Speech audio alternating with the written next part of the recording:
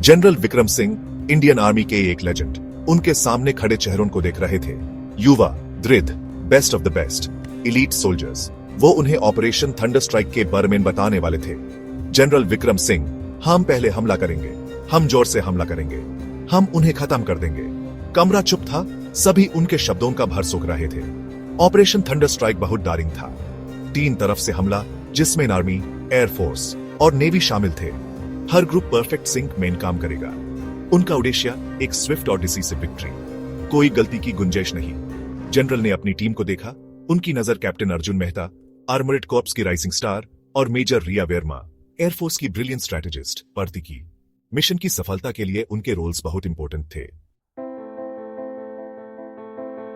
Captain Arjun Mehta powerful T-90 Bheeshma tanks की command संभालते थे। वो अपनी हिम्मत और अनवेवरिंग फोकस के लिए जाने जाते थे। वो अपने जवानों और अपने देश के लिए जीते थे। आज रात वो उन्हें खतरे के बीच ले जाएंगे। Major Riya Verma air strikes को कोऑर्डिनेट करने के लिए जिम्मेदार थी। उनका तेज दिमाग और टैक्टिकल ब्रिलियंस बेमिसाल था। उन्होंने सैटेलाइट इमेजेस का अध्ययन करते हुए हर मैन्यूवर की योजना बनाने में कई घंटे बिताए थे। समुद्र में एडमिरल कोहली, काईजुंगोन के वेटरन, अपने फ्लीट को तैयार कर रहे थे।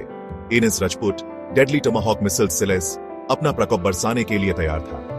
उनका टारगेट दुश्मन का कमांड एंड कंट्रोल सेंटर, उनके ऑपरेशंस को क्रिपल करने के लिए एक अहम हमला। जवानों के चेहरों पर एक क्षण विश्वास दिखाई दे रहा था। वो तैयार थे, अपनी मातृभूमि की रक्षा के लिए तैयार, इतिहास बनाने के लिए तैयार। वो भारत के रक्षक थे और वो हार नहीं मानेंगे। रात के 12 बज चुके थे। अंधेरी रात में ऑपरेशन थंडर स्ट्राइक शुरू हुआ। पहला हमला आसमान से हुआ। Major Riya Varma bombs away, all units engage targets. Major Riya Varma ने अपने फाइटर जेट्स को डेडली एक्यूरेसी के साथ डायरेक्ट किया। दुश्मन की पोजीशंस पर बॉम्बों की बारिश हुई। उनके एम्यूनिशन डिपोज तबाह हो गए और उनका डिफेंस बिखर गया। Captain Arjun Mehta, all units advance, push through. जमीन पार कैप्टन मेहता और उनके जवान एक्शन में आ गए। T-90 भीष्मा टैंक्स स्टील के शेर की तरह दहाड़ते हुए दुश्मन की लाइंस को तोड़ते हुए आगे बढ़े। उनकी कैनन्स आग उगल रही थी, हर गोली अपना निशाना भेद रही थी। Admiral Kohli fire the Tomahawks, target locked. समुद्र की गहराइयों से INS राजपूत ने अपने टमाहॉक मिसाइल्स छोड़े। एडवांस टेक्नोलॉजी से गाइडेड मिसाइल्स हवा में उड़ान भरे। उनके टारगेट्स लॉक्ड, दुश्मन का कमांड सेंटर। रात का आसमान आग के धमाकों से रोशन हो गया। दुश्मन पूरी तरह से बेखबर जवाब देने के लिए तड़प रहा था, लेकिन बहुत देर हो चुकी थी। ऑपरेशन थंडर स्ट्राइक विनाश का एक संकेत था। हर एलिमेंट अपनी भूमिका निभा रहा था। जैसे ही सुबह हुई, बैटलफील्ड पर एक अजीब खामोशी छा गई। धुआं छाटने पर इंडियन विक्ट्री का पता चला। दुश्मन को कुचल दिया गया था। उनकी फोर्सेस खत्म हो गई थी। भारत के लिए खतरा खत्म हो गया था। जीत की खबर आग की तरह फैल गई। पूरा देश जश्न में डूबा।